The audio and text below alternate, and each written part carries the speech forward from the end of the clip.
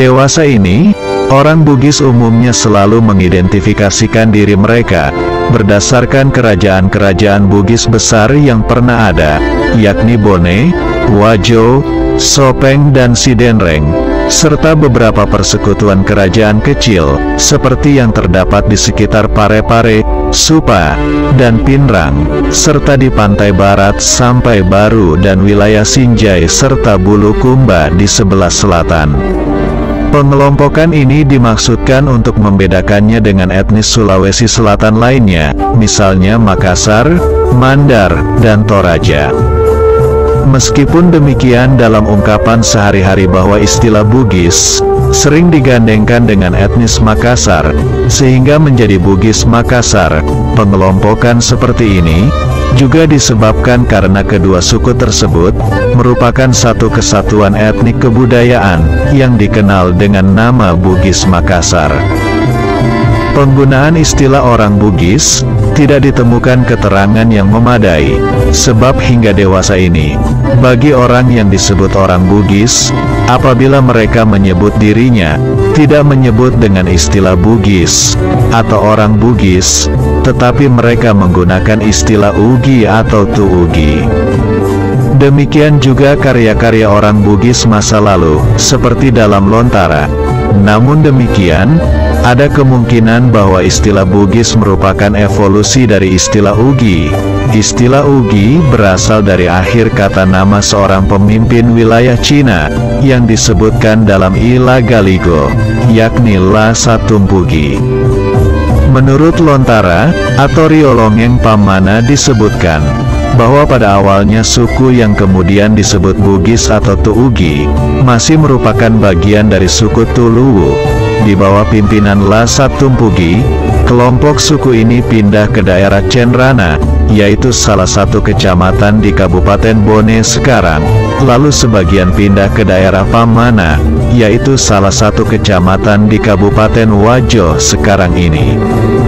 Wilayah kekuasaan La Satumpugi yang masuk daerah Cenrana Bone, kemudian dinamakan Cina Rilau, sementara daerah yang masuk dalam wilayah Pamana Wajo, kemudian dinamakan Cina Ri Aja. La Satumpugi sendiri adalah pemimpin pertama dari wilayah yang dikenal dalam Ila Galigo sebagai daerah Cina, sehingga ia digelar sebagai Datuna atau Opuna Cina. Pada masa Ila Galigo, orang Bugis disebut dengan Tu Cina, atau orang yang mendiami wilayah Cina, baik Cina Ri Aja maupun Cina Rilau, dan pemimpin pertamanya adalah La Satumpugi. Sebutan ini dimaksudkan untuk membedakan mereka dengan beberapa kelompok manusia yang mendiami wilayah-wilayah lainnya, yakni wilayah Luwu disebut Toluwu, wilayah Mandar disebut Tomandrek, dan seterusnya. Emigrasi pertama orang-orang Sulawesi Selatan terjadi pada masa pemerintahan raja-raja dalam sastra La Galigo, karena pusat kerajaan di Usu dan sekitarnya sudah dirasa terlalu sempit untuk mencari dan untuk mengadakan ekspansi. Olehnya itu mereka menyebar ke seluruh Sulawesi, bahkan kemudian keluar Sulawesi seperti Maluku dan Ternate. Kemudian di daerah baru, mereka membentuk kerajaan-kerajaan seperti Wadeng atau Gorontalo, Tompotika atau Luwu dan Banggai, Kaili dan lain-lain yang ada di Sulawesi Tengah. Kemudian Cina atau Pamana Wajo, Puan Riu atau Bone, Siang atau Pangkep, Sunrariaja atau Kaili, Walio atau Buton, Gima atau Bima, Taranti atau Ternate, Maluku Hitu atau Maluku, Mangkasa atau Makassar, Balanipa serta daerah Mandar, dan lain-lainnya. Semua kerajaan-kerajaan yang disebutkan tadi, induknya adalah Luwu. Hal itu diperkuat oleh penulis barat L.A. Emanuel dalam Lontara Goa transkripsi dan terjemahan oleh Maludin Aidit. Juga diakui bahwa sumber adanya raja dan kerajaan-kerajaan di Sulawesi Selatan adalah Luwu. Walaupun secara umum, Terdapat kesamaan budaya dan tradisi di antara orang-orang yang mendiami wilayah Sulawesi Selatan. Namun berdasarkan fakta-fakta yang hingga saat ini dapat disaksikan, bahwa pada masa-masa awal tersebut lambat laun telah membentuk budaya dan tradisi tersendiri. Akhirnya, terbentuklah entitas-entitas etnis Sulawesi Selatan, sebagaimana yang ada hingga dewasa ini. Dengan demikian, istilah Bugis yang menunjuk kepada Tougi atau Tocina pada masa Ila Galigo tersebut, adalah sebuah istilah yang dapat diduga kuat muncul belakangan, yakni ketika mereka berinteraksi dengan orang-orang di luar komunitasnya. Hal ini dapat diamati dari istilah yang digunakan oleh orang Mandar, ketika menyebut orang Bugis hingga dewasa ini, yakni istilah Tobugis, bukan Tougi. Hal lain yang dapat dijadikan alasan untuk memperkuat kesimpulan ini adalah, bahwa istilah yang digunakan oleh Portugis, ketika pertama kali mengunjungi daerah Sulawesi Selatan, pada abad ke-16, ia menyebutnya istilah Bougius. Istilah ini, dapat dipastikan merujuk pada kata Bugis, tapi bukan Ugi. Memang disadari, asal-usul manusia Bugis atau Tougi, hingga kini masih tidak jelas dan tidak pasti, berbeda dengan manusia di wilayah Indonesia bagian barat. Akan tetapi di Sulawesi Selatan sama sekali tidak memiliki monumen Hindu dan Buddha atau prasasti, baik dari batu maupun logam, yang memungkinkan dibuatnya satu kerangka acuan yang cukup memadai, untuk menelusuri sejarah orang Bugis sejak abad pertama Masehi.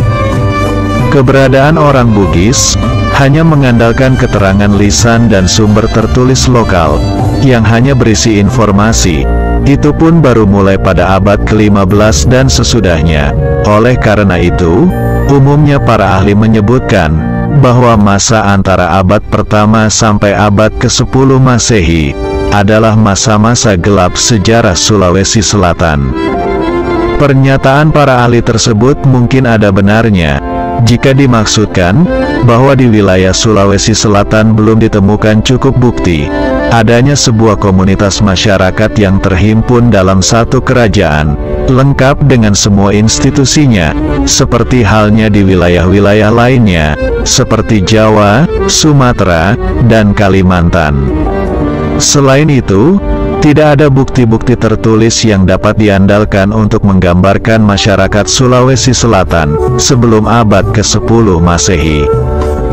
Namun demikian, hal tersebut tidaklah berarti bahwa sama sekali tidak ada yang dapat dilakukan untuk mengungkap kehidupan masyarakat Sulawesi Selatan dalam masa milenium pertama, bahkan beberapa milenium sebelum tahun Masehi.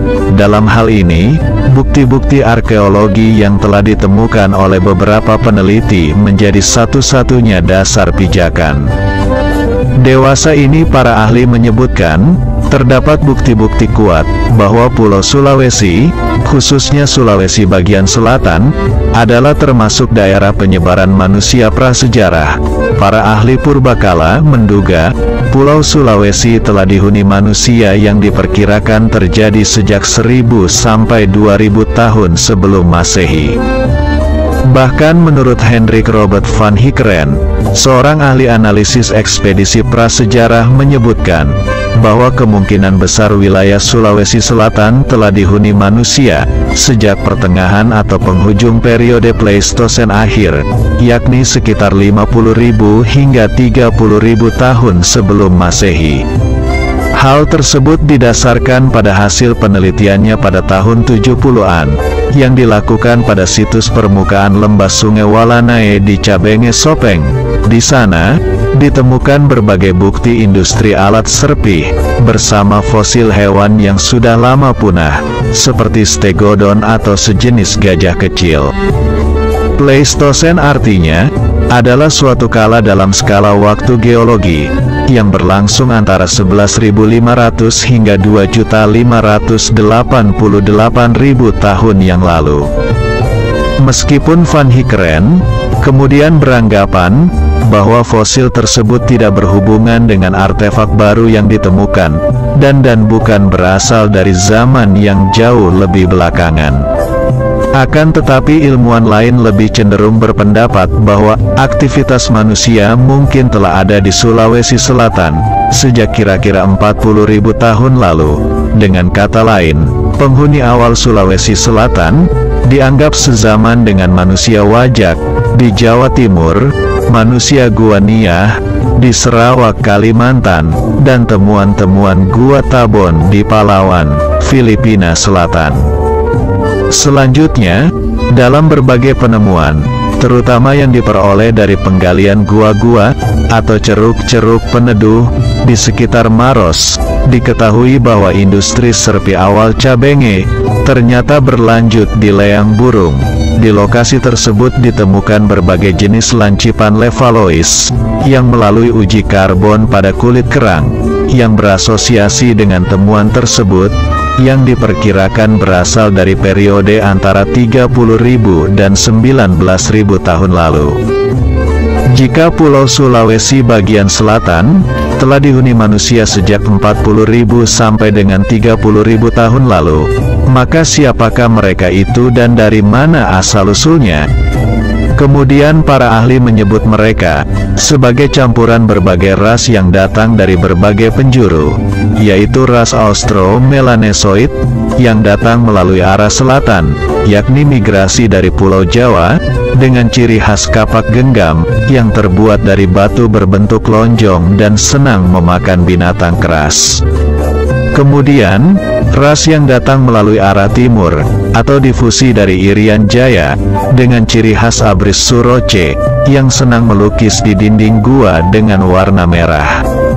Selanjutnya, ras Paleo-Mongoloid, yang datang melalui arah utara, atau migrasi dari Kepulauan Sangir, dengan ciri khas, alas-alas plaket, dan ujung panah yang sisinya bergerigi. Mereka ini termasuk dalam gelombang penyebaran penduduk Indonesia yang pertama kali, dan merupakan pendukung dari kebudayaan Mesolitikum. Mesolitikum, atau zaman batu madya, adalah suatu periode dalam perkembangan teknologi manusia, antara Paleolitik, atau zaman batu tua, dan Neolitik, atau zaman batu muda. Istilah ini diperkenalkan oleh John Lubbock dalam makalahnya Zaman Prasejarah, yang diterbitkan pada tahun 1865. Hubungan antara orang Austro-Melanesoid dengan orang Paleo-Mongoloid pada mulanya adalah hubungan antara mereka yang melakukan penaklukan dengan mereka yang ditaklukkan. Tetapi lama-kelamaan mereka saling berasimilasi untuk kemudian membentuk suatu masyarakat baru. Sementara itu, beberapa ahli menyebut orang Bugis sebagai orang Toala, atau Toalek, yang artinya orang yang ada di hutan. Di Pulau Sulawesi, manusia Toala atau Toalek disebut sebagai manusia yang melampaui tingkat peradaban zaman batu, yang ditandai dengan mata pencaharian berburu binatang di hutan, meramu tumbuh-tumbuhan dan akar-akaran, dan menangkap ikan dan kerang di laut. Mereka hidup dalam kelompok-kelompok kecil di muara-muara sungai dekat pantai. Sedangkan tempat tinggal mereka, semacam perkampungan yang terdiri dari ceruk atau gua yang menempel pada dinding karang besar. Salah satu kegemaran mereka yang paling umum adalah menghiasi dinding gua dan karang dengan gambar-gambar tangan dan binatang. Pada masa sekarang, bekas perkampungan dan lukisan-lukisan mereka masih dapat disaksikan di Gua Leang-Leang, Kabupaten Maros. Sementara itu, Christian Pelras, yaitu seorang etnolog Prancis yang ahli mengenai Indonesia, khususnya Pulau Sulawesi, mengemukakan bahwa peninggalan budaya Tualek yang disebut budaya Tualean adalah sisa-sisa industri seperti pisau dan alat serpih. Peninggalan mereka ditemukan pada berbagai gua atau ceruk, yang biasanya dihiasi gambar telapak tangan dan binatang seperti babi. Selanjutnya, Christian Pelras juga mengemukakan bahwa aktivitas di dalam gua kemungkinan besar hanya mereka gunakan sebagai tempat berteduh sementara, di saat mereka berburu dan mengumpulkan makanan. Di lokasi sekitarnya banyak ditemukan mata panah, mikrolit geometrik, dan lancipan bergagang cekung, yang disebut lancipan Maros, atau Maros Point. Alat-alat tersebut dianggap sebagai produk industri alat serpih, yang paling halus yang sejauh ini ditemukan di Indonesia. Adapun gambaran secara fisik tentang manusia Toala atau Toalek, selanjutnya Christian Pelras mengemukakan, bahwa mereka mungkin tidak terlalu berbeda dengan penduduk asli Australia pada masa itu, yakni suku aborigin. Di Asia Tenggara, mereka mengalami penghalusan kepala dan tengkorak kepala. Meski tetap memiliki fenotipe Australoid, beberapa keturunan dari populasi tersebut tetap bertahan hidup sampai sekarang. Misalnya kelompok-kelompok terasing di Malaysia, yaitu antara lain orang Sakai, dan di Filipina seperti orang Aeta, atau sedikit banyaknya mereka telah berbaur dengan populasi yang datang kemudian. Selanjutnya gambaran manusia Tuala atau Toalek juga dapat diketahui dari penjelasan Jesse Boro.